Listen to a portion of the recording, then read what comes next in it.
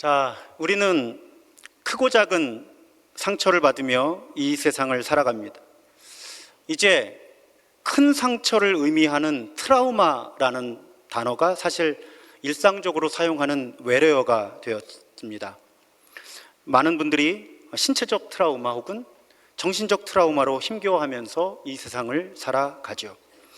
그런데 오늘 본문에 보면 사도 바울에게도 트라우마가 있었습니다. 바울이 어느 날 고통스러운 병에 걸리죠. 바울이 자기 몸을 가시로 찌르는 것 같은 고통이 있다고 말합니다. 그리고 그 병을 사탄의 하수인이라고 불러요. 그러니 이 병은 아마 심각한 수준의 난치병, 불치병이었던 것 같습니다. 물론 이 병이 구체적으로 무엇이었는지는 아무도 모릅니다. 자, 아마도 당연히 사도 바울은 기도했을 거예요. 내가 이렇게 심각한 병에 걸린 것은 내가 받은 은사와 계시에 대해서 내가 교만해지지 않게 하기 위해서 하나님께서 주신 것이다, 이렇게 믿음으로 받아들이면서 자, 어떻게 생각했을까요? 앞부분은 성경에 있는 내용이고 지금 내가 받은 은사와 계시에 대해서 내가 교만해지지 않기 위해서 하나님이 주신 것이다. 근데 아마 제가 사도 바울이었으면 이제 내가 하나님께 기도하면 하나님께서, 내가 믿음으로 기도하면 하나님께서 고쳐주실 것이다. 하나님께서 내 병을 고쳐주셔서 나로 하여금 또 다른 간증을 하게 하실 것이다. 내가 전도하고 선교하는 이 사역에 하나님께서 힘을 실어줄 것이다. 아마도 사도 바울이 그렇게 기대하지 않았을까요? 그런데 주님께 3번이나 간청을 해도 치료가 일어나지 않습니다. 여러분, 사도 바울은 다른 사람의 병을 참 많이 고쳐준 사람이잖아요. 심지어는 죽은 사람도 살리는 능력에 관여했던 사람이에요. 자, 사도 바울은 점점 신체적인 트라우마와 함께 수치심으로 대표되는 정신적인 트라우마가 시작이 되겠죠. 이게 뭔가? 내가 내 삶을 그리스도께 드리고 이렇게 헌신하면서 그리스도의 뜻에 따라서 선교사로 살아가는데 이 기도를 들어주시지 않는 하나님은 도대체 어떤 분인가? 내가 무엇이 문제이길래 고쳐주지 않으실까? 아마 사도 바울의 이제 몸의 트라우마에 더해서 정신적인 트라우마가 시작이 되었을 거예요. 그러다가 상황을 반전시키는 하나님의 음성을 듣죠. 9절에 보면 내 은혜가 너에게 족하다. 하나님의 능력은 네가 약한 데서 완전하게 된다. 여러분, 아무리 사도 바울이어도요, 아무리 하나님의 음성이어도, 아무리 사도 바울 안에 성령께서 이끌어 주시고 도와주셨어도 저는 바울이 이 말씀을 단번에 받아들일 수 있었을 것 같지가 않아요. 아마도 이 말씀을 며칠 혹은 몇 달을 묵상했을 것 같아요. 그래서 저는 이걸 편지로 기록하다 보니까 쭉 9절, 10절 이어진 거지, 실제 사건이 일어날 때 특히 사도 바울의 내면에서는 이 9절과 10절 사이에 굉장히 긴 시간과 굉장히 심각했던 영적인 씨름이 있었다고 저는 봅니다. 이게 도대체 무슨 뜻일까? 하나님의 능력이 약한 데서 온전하게 된다는 건 또 뭐고, 내가 받은 은혜가 지금 충분하다는 건 도대체 무슨 뜻일까? 아마 사도 바울은 긴 시간 동안에 내적인 씨름을 했을 거예요. 그 과정을 지났을 때 사도 바울이 10절의 고백을 할 수 있게 된 거죠. 그러므로 나는 그리스도를 위하여 병약함뿐만 아니라 모욕과 궁핍과 박해와 곤란을 겪는 것을 기뻐합니다. 내가 약할 그때에 오히려 내가 강하기 때문입니다. 이 약함이 강함이라고 하는 이 역설적인 고백을 사도 바울이 할 수 있게 된 거예요. 그런데 이 고백이 놓여있는 조금 더 큰 맥락이 있습니다. 그 큰 맥락이 무엇인가 하면 사도 바울이 지금 사실은 스펙 문제 때문에 어려움을 겪고 있었거든요. 오늘날에도 우리 특히 젊은이들이 스펙 쌓느라고 어렵잖아요. 우리 아들을 보니까 원하는 군대를 입대하려고도 스펙 싸움을 하더라고요.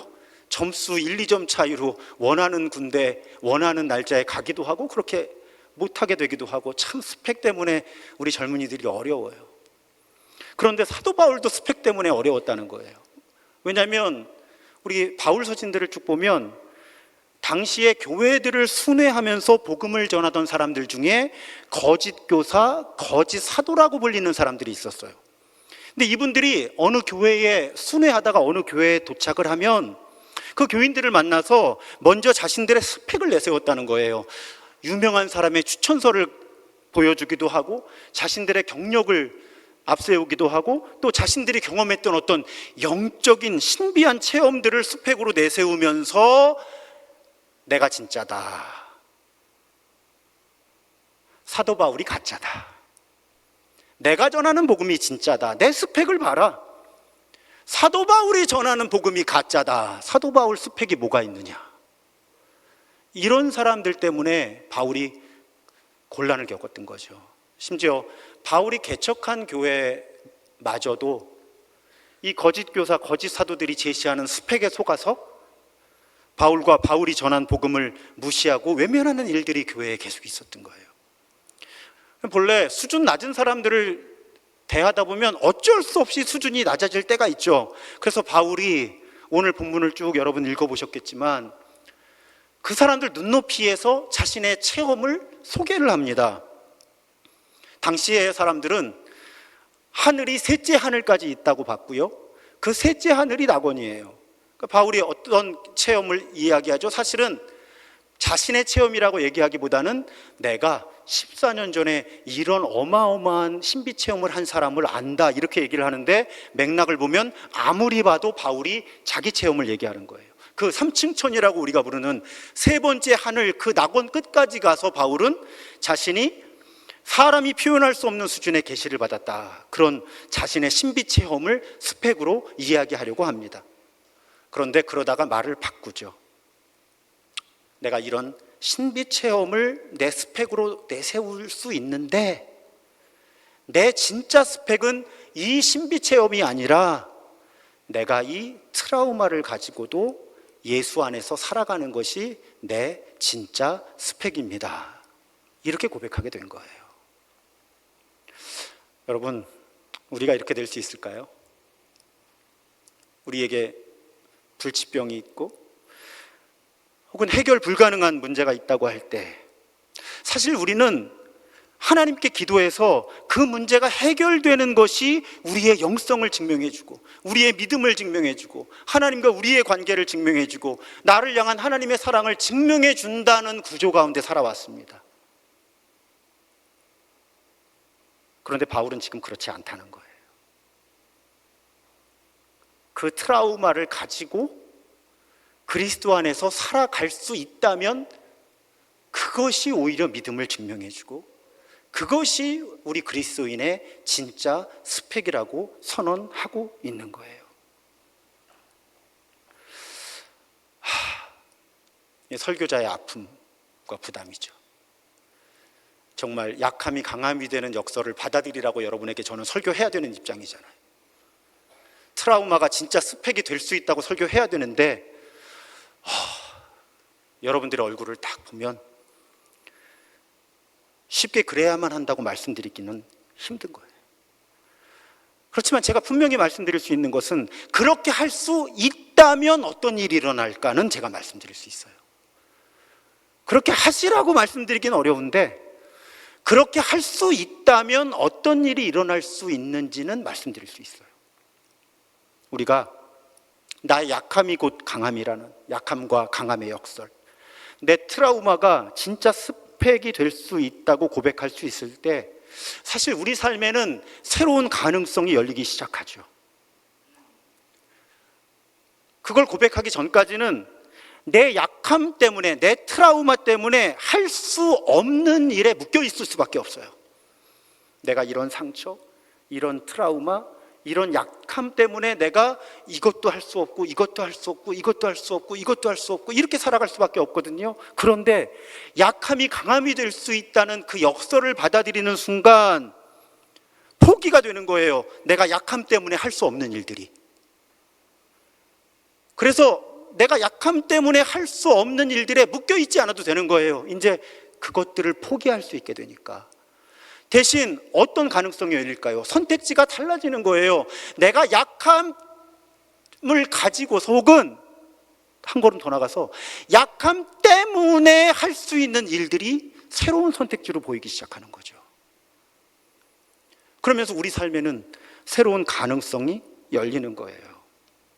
내가 약함을 약함이라고 여겼을 때는 생각조차 해보지 못했던 일들을, 내가 약함을 약함이라고 여겼을 때는 생각해보지 못했던 능력으로 할 수 있게 되는 거죠. 약함의 역설을 받아들이기 시작할 때, 내 트라우마가 진짜 스펙이 될 수 있다고 고백하기 시작할 때. 여러분, 이런 포기는요, 부정적인 포기가 아니에요. 많은 그리스도인들이 포기하는 것이 믿음이 아니라고 생각합니다. 아니에요. 제가 지금 말씀드리는 이런 포기는 포기를 하는 게 믿음인 거예요. 포기를 하면서 나는 할 수 없는 일들에 묶여있지 않을 수 있게 되는 거거든요. 그래서 여러분, 이런 믿음의 포기는 선택의 다른 이름인 거죠. 다른 선택을 할 수 있는 사람이 되는 거예요. 이 지점에서 생각났던 분이 있어요. 마쓰시다 고노스케라고 하는 일본의 사업가입니다. 오늘날에는 파나소닉이라고 부르는 그 기업의 모체였던 마쓰시다 그룹의 창업자죠. 그 파나소닉에서 뭐 JVC, 내셔널, 이제 이런 많은 자회사 계열사들도 나왔고요. 이분의 별명이 경영의 신입니다. 지금도 책이나 유튜브 검색해 보시면 이분의 어떤, 특히 기업의 어떤 공적 역할에 대한 강조, 또 인간 중심적인 경영, 이런 것들은 오늘날에도 이제 경영학 책이나 강의에서 자주 인용이 돼요. 근데 이분의 성공 비결이 무엇일까? 이분에 관해 전해오는 예화가 하나 있습니다. 어느 날 기자가 질문을 했죠. 회장님은 어떻게 해서 이렇게 큰 성공을 이루셨습니까? 그때 마쓰시다 회장이 이렇게 대답합니다. 저는 사실 하늘로부터 세 가지 큰 은혜를 입고 태어났습니다. 하늘로부터 세 가지 큰 은혜를 입고 태어났기 때문에 저는 성공할 수 있었습니다. 그러면서 그 은혜가 무엇이라고 얘기합니까? 제가 하늘로부터 받은 세 가지 큰 은혜는, 첫째는 가난함이요, 둘째는 허약함이요, 셋째는 못 배운 것입니다. 그랬더니 당연히 기자가 묻죠. 아니 회장님, 가난하고 허약하고 못 배운 건 불행한 조건들 아닙니까? 어떻게 그런 불행한 조건을 전부 갖고 태어나셨으면서 이것이 하늘로부터 받은 큰 은혜라고 말씀하십니까? 그때 마쓰시다 회장이 이렇게 설명하죠. 내가 가난 속에서 태어났기 때문에 어려서부터 안 해본 일이 없습니다. 온갖 힘든 일을 하면서 세상살이에 필요한 경험을 잘 쌓을 수 있었습니다. 또 저는 허약하게 태어났기 때문에 어려서부터 몸을 잘 돌보았습니다. 그래서 90이 다 된 지금도 겨울에 냉수마찰을 할 수 있게 되었습니다. 그리고 아시다시피 저는 초등학교를 중퇴했습니다. 그것이 제 학력의 전부입니다. 그래서 항상 나는 이 세상 모든 사람들을 스승으로 여기고 배워야 된다 하는 마음으로 모든 사람들로부터 배우려고 애쓰며 살았습니다. 그래서 나의 가난함과 허약함과 또 못 배운 것이 하늘로부터 내가 받은 세 가지 큰 은혜입니다. 이렇게 대답을 했다는 거예요. 이분하고는 정말 비교할 수도 없지만 저도 사실 좀 비슷한 부분이 있거든요. 제가 중학교 때 하고 싶은 일이 참 많았어요. 뭐 사춘기 때 그렇잖아요. 가만히 보니까 부모님이 도와주실 마음도 없으시고 도와주실 형편이 안 되실 것 같아요. 그래서 그냥 포기한 거죠. 가난하니까. 그럼 나는 뭘 할 수 있을까? 할 수 있는 게 공부밖에 없더라고요. 나는 공부를 해야 되겠다. 사실은 그 포기가 저에게는 도움이 되었던 것 같아요. 그리고 아시는 것처럼 제가 몇 가지 종류의 대사성 질환을 갖고 있죠. 흔히 성인병이라고 부르는 30대에 이미 고혈압, 40대에 당뇨, 여러 가지 지금 약이 들어갑니다. 그렇지만 놀랍게도 제가 고혈압과 당뇨를 갖기 전보다 지금 저의 혈액 검사는 수치들이 다 좋아요. 왜 그럴까요? 고혈압과 당뇨가 있으니까 건강을 신경 쓸 수밖에 없잖아요. 그러니까 저도 사실은 저의 넉넉하지 못한 형편이라든지 저의 몸의 허약함이 오히려 저를 더 잘 살아내게 하는 은혜의 수단이라고 고백하며 살거든요. 그런 일들이 우리에게 물론 저하고는 비교할 수 없는 힘든 어떤 상처와 트라우마 가운데 여러분들 계신 분들이 계시지만 원리로 보면 그런 역설이 현실이 될 수 있다는 것입니다. 약함과 강함의 역설이, 트라우마가 스펙이 되는 과정이 우리에게 일어날 수 있다는 것이죠. 사실은 우리 수요 치유 예배 때 가끔 소개한 분들이 있잖아요. 닉 부이치치 아시죠? 오스트레일리아 분인데 이분이 태어났을 때 어떤 몸이었죠? 두 팔이 없고 두 다리가 없고 그냥 몸통에 발가락 2개 붙어 있는 몸으로 태어난 거예요. 근데 이분이 어떻게 살게 됐죠? 소위 희망의 아이콘이 된 거죠. 희망의 전도사. 기자가 어느 날 물었죠. 혹시 지금은 팔과 다리가 다시 생겨나게 해달라고 기도하지 않냐고. 닉 부이치가 대답하죠. 그렇게 기도했던 때도 있었다고. 팔과 다리가 나오게 해달라고. 하지만 내가 지금 두 팔과 두 다리가 온전하게 있다면 지금 내가 하고 있는 일들을 할 수 있겠습니까? 하나님께서 저를 지금처럼 사용하실 수 있겠습니까? 이렇게 대답할 수 있게 된 거죠. 또 베스니 해밀턴이라는 분을 제가 가끔 인용했습니다. 서퍼 선수였어요. 파도 타기. 그런데 청소년 때 연습하러 나갔다가 상어의 습격을 받아서 한쪽 팔을 잃죠. 서퍼는 여러분 아시는 것처럼 균형을 잡아야 되는 사람인데 사진에서 보시는 것처럼 완전히 한쪽 팔을 잃은 거예요. 이분의 이야기 소울 서퍼라는 영화로 만들어졌고요. 어제 보니까 넷플릭스에 있더라고요. 근데 저분 굉장히 힘겨운, 더군다나 크리스천이었기 때문에 굉장히 힘겨운 과정을 겪어요. 그런데 다시 파도 타기를 하기 시작하죠. 그리고 대회에 나가서 어느 정도의 성적을 거둡니다. 그때 또 기자가 묻죠. 하여튼 우리 교회도 기자분들이 계시지만 가끔 좀 저런 질문을 꼭 해야 되나 하는 질문들을 기자가 하죠. 그래서 베스니, 당신이 만약에 그날로 돌아간다면 연습하러 나갈 거냐고. 아니, 이런 질문을 왜 해요 지금 훈련하다가 팔을 잃은 사람한테. 근데 그런 대화 속에서 베스니 해밀턴이 그런 말을 합니다. 한 가지 분명한 건 내가 지금 두 팔이 다 있을 때보다 한 팔로 더 많은 사람들을 안아줄 수 있게 되었습니다. 그렇게 얘기를 하죠. 제가 그 대사가 제일 감동적이었어요. 내가 이제 두 팔이 다 있을 때보다 한 팔밖에 남지 않았을 때 오히려 더 많은 사람들을 안아줄 수 있게 되었습니다.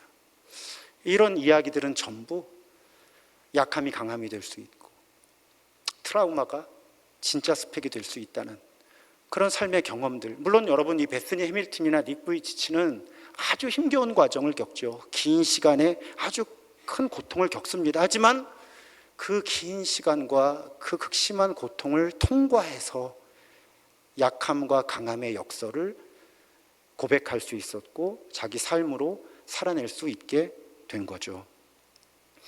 헬리나우에는 아주 명저입니다. 상처 입은 치유자라는 책에서 우리 그리스도인들, 특별히 사역자들은 상처 입은 사역자이자 치유하는 사역자, 이렇게 정의를 해요. 상처 입었지만 상처를 가지고 치유하는 사람, 우리 그리스도인들, 특히 그리스도인 사역자의 정체성은 그래야만 한다. 그래서 사실은 우리 모두가 사역자이기 때문에 우리 모든 그리스도인들은 자신의 상처를 돌보는 동시에 다른 사람들의 상처를 치유할 수 있는 사람들로 살 수 있다. 사실은 살아야만 한다. 이렇게 주장하는 거예요. 사실 우리는 선택할 수 있습니다. 상처를 입는 건, 트라우마를 갖게 되는 건 내 선택이 아닐 수 있죠. 그건 어느 날 갑자기 나를 찾아오는 사건이에요. 그런데 상처를 받는 것, 트라우마를 갖는 건 내 선택이 아니었지만 그 트라우마를 가지고 어떤 삶을 살아갈 것인가는 내가 선택할 수 있다는 겁니다.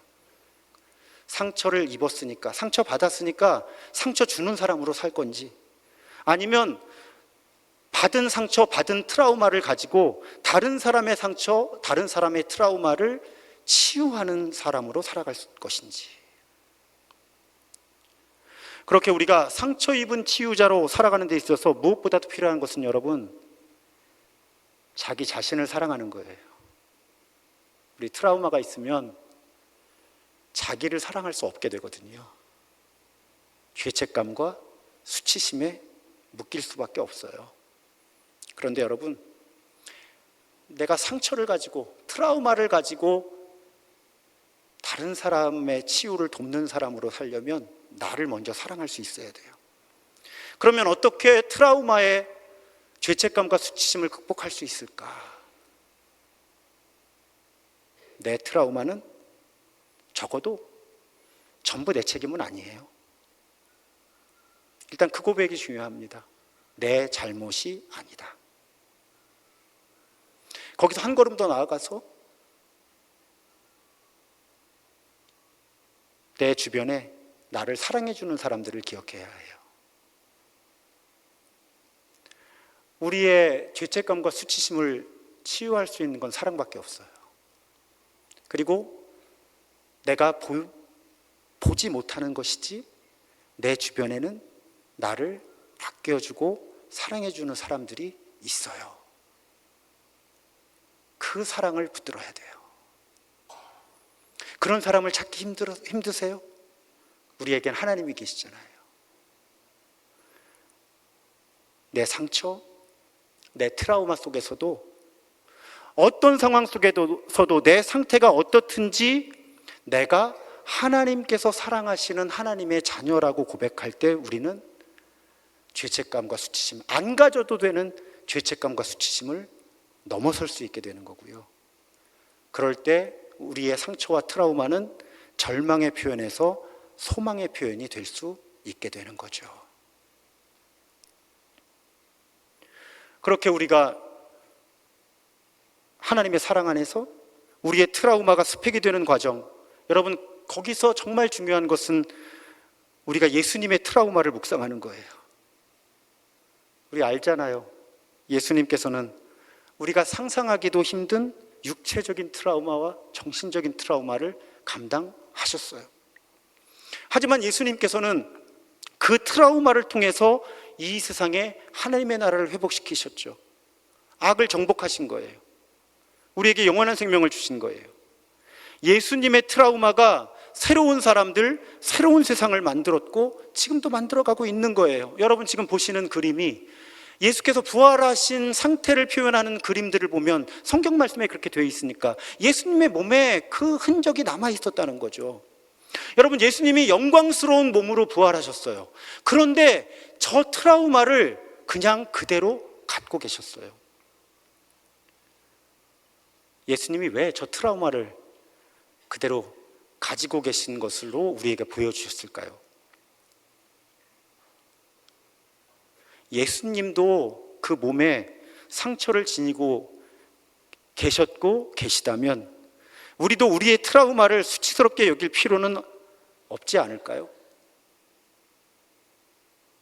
예수님도 저 트라우마 가지고 우리를 살리셨다면 우리도 우리의 트라우마를 가지고 다른 사람을 살릴 수 있지 않을까요?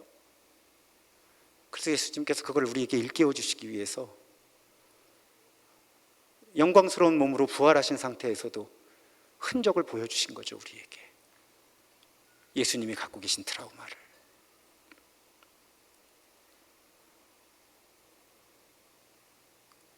그 원리를 우리가 이해하고 예수님의 트라우마를 깊이 묵상하면서 우리가 그 예수님의 트라우마를 통해서 영원한 생명을 얻었다고 고백하게 된다면 우리는 우리의 트라우마를 보는 관점이, 우리의 상처를 해석하는 관점이 달라지게 되는 거죠.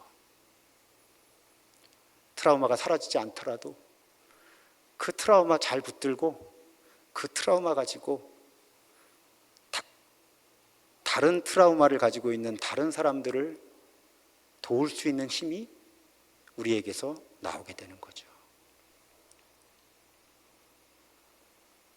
여러분, 그렇게 살려고 결심한 사람들의 모임이 교회인 거예요.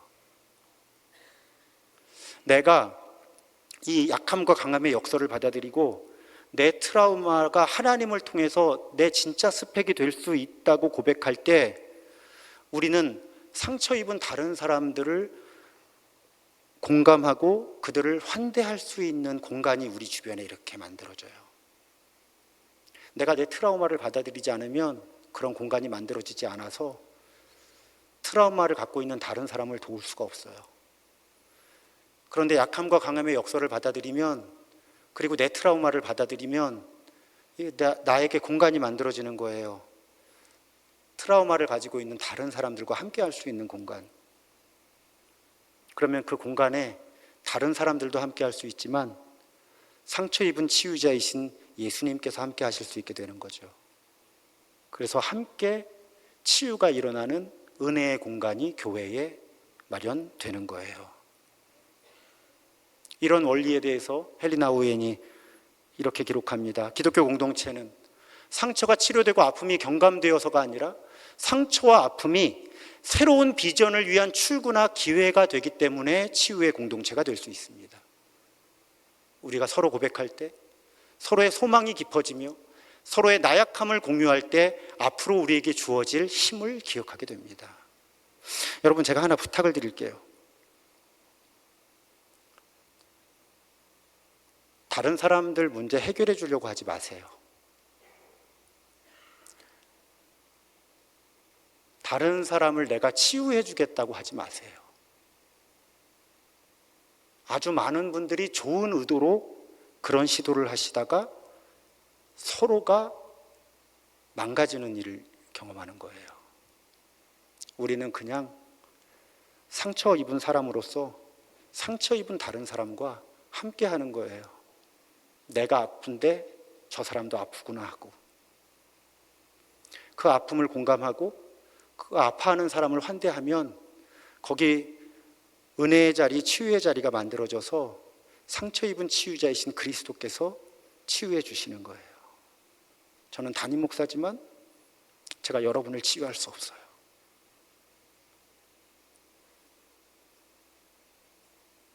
저는 그저 우리가 우리의 트라우마를 받아들이고, 하지만 약함과 강함의 역설 때문에 우리의 트라우마가 우리의 진짜 스펙이 될 수 있다고 말씀드릴 수 있을 뿐이에요. 근데 우리가 정말 그 성경의 원리를 진리로 받아들이면 우리 교회에 공간이 마련이 되는 거예요. 상처 입은 사람들이 함께 할 수 있는 공간, 그리고 상처 입은 치유자인 그리스도께서 함께 하실 수 있는 공간, 그리고 우리가 함께 위로와 치유를 경험하게 되는 거죠. 그런 공간을 만들려면요, 여러분, 우리의 약함, 우리의 상처, 우리의 트라우마를 회피하거나 거부해서는 안 돼요. 받아들여야만 할 것을 받아들여야 돼요. 또 한 가지 부탁드린 건 센 척하지 마세요. 우리 교회에서는 센 척하지 말자고요. 우리 그냥 다 약한 사람들이에요. 다 상처 입은 사람들이고 종류와 강도만 다르지 우리 다 트라우마가 있어요. 그런 사람들끼리 모여서 같이 그리스도를 바라보는 거예요.